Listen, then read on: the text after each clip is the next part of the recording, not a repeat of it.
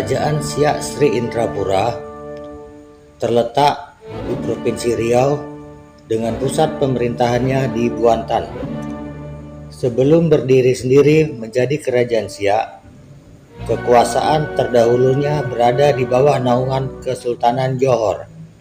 Kesultanan Siak dibangun atas perpecahan Kesultanan Johor karena unsur perebutan kekuasaan secara internal. Asal-usul berdirinya Kerajaan Siak pada tahun 1723 Masehi, seorang putra raja bernama Raja Kicik, Sultan Abdul Jalil Rahmat Shah, dari pasangan Sultan Mahmud Shah, Raja Johor, dan Encik Pong menjadi pendiri Kerajaan Siak. Tapi sebelum resmi mendirikan kerajaannya sendiri, Raja Kicik ini sempat mengalami perang saudara dengan pihak Johor.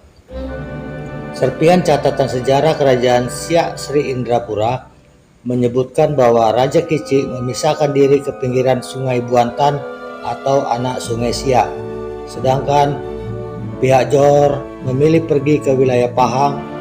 Raja Kicik pun mulai mendirikan kerajaan sendiri dengan nama Siak yang diambil dari tumbuhan siak-siak. Raja pertama Kerajaan Siak bernama Sultan Abdul Jalil Rahmat Shah tahun 1723 sampai dengan 1746,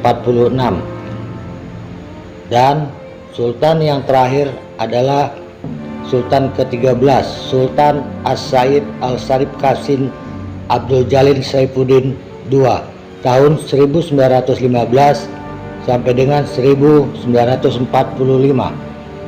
Masa kejayaan Kerajaan Siak. Keberadaan Kerajaan Siak cukup memiliki pengaruh besar terutama di pesisir timur Pulau Sumatera sampai Semenanjung Melaya. Bahkan kerajaan ini pun dapat berpengaruh hingga ke Sambas, Kalimantan Barat, dan menjadi pengendali jalur pelayaran antara Sumatera dengan Kalimantan, terutama di masa kepemimpinan Sultan Syarif Hasyim.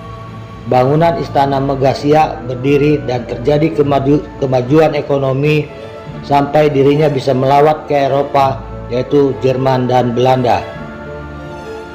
Kedudukan raja di Istana Asyiriyah Hasyimiyah, Istana Siak, diwariskan ke putranya Sultan Qasim Abdul Jalil Saifuddin II pada tahun 1915.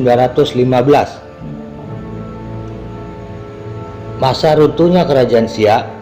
Awal mula penyebab runtuhnya Kerajaan Siak yaitu saat kolonial Belanda melakukan ekspansi ke wilayah Pulau Sumatera.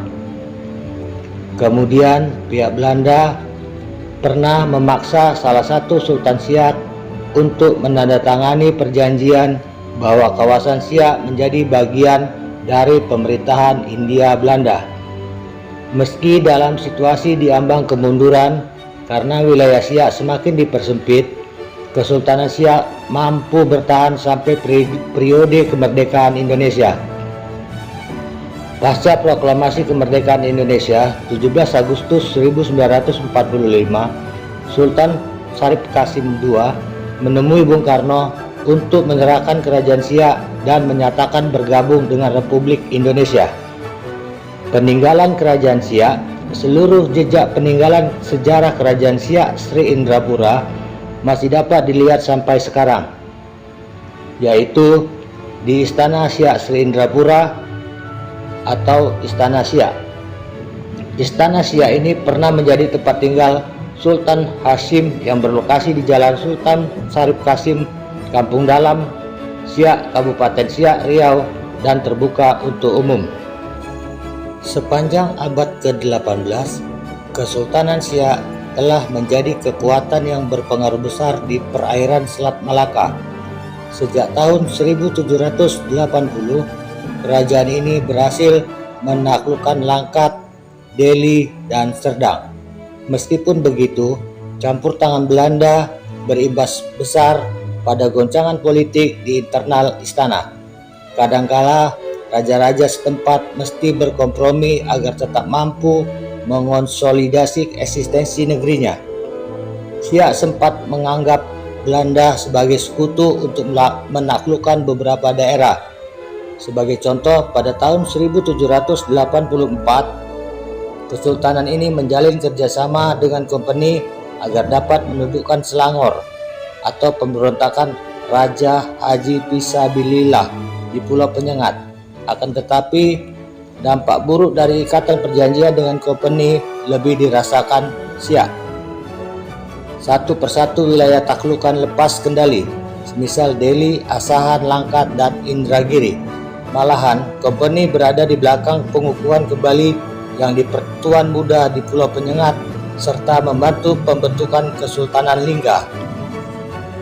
Sejak tanggal 1 Februari 1858, berdasarkan perjanjian yang mengikat, Belanda menganggap Kesultanan Siak sebagai suatu bagian dari Hindia Belanda.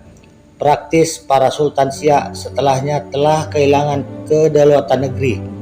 Kerajaan Islam ini dilarang untuk membuat kesepakatan dengan bangsa-bangsa asing tanpa persetujuan Belanda. Akan tetapi, Kesultanan Siak tetap bertahan hingga tiba abad ke-20. Pada kurun waktu ini, tumbuh kesadaran nasionalisme di tengah masyarakat, khususnya kaum terpelajar. Di lingkungan Istana Siak sendiri sudah tumbuh kesadaran akan pentingnya pendidikan. Sultan Syarif Qasim II merupakan Sultan Siak terakhir yang tidak memiliki putra.